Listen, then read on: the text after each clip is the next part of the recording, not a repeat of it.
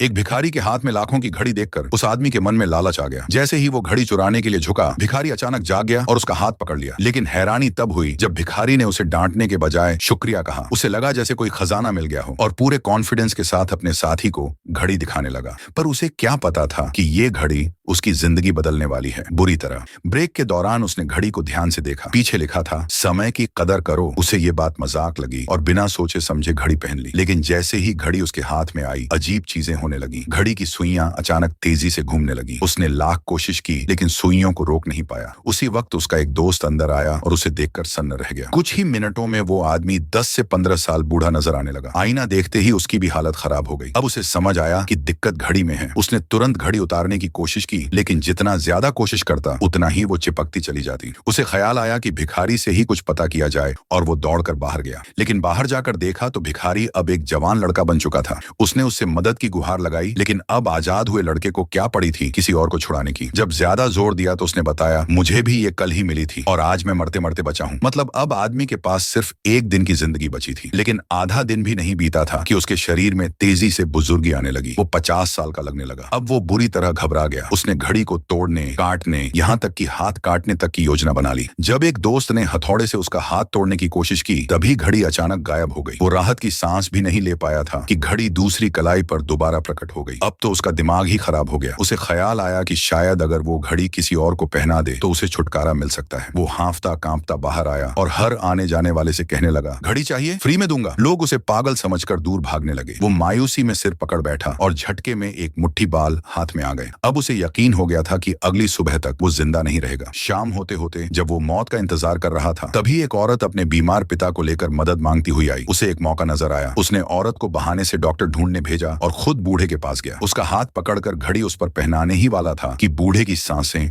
रुक गईं। वो घबरा गया और उसने तुरंत उसे सीपीआर देना शुरू कर दिया। थोड़ी देर बाद जब बूढ़ा होश में आया, उसके दोस्त भी वहां पहुंच गए और सब हैरान रह गए कि वह आदमी अब फिर से जवान दिख रहा था। उसने आईना उठाकर देखा तो वाकई वो दोबारा जवान हो चुका था। तब जाकर उसे समझ आया, नेकी करो तभी ये घड़ी खुद ब खुद उतर जाती है।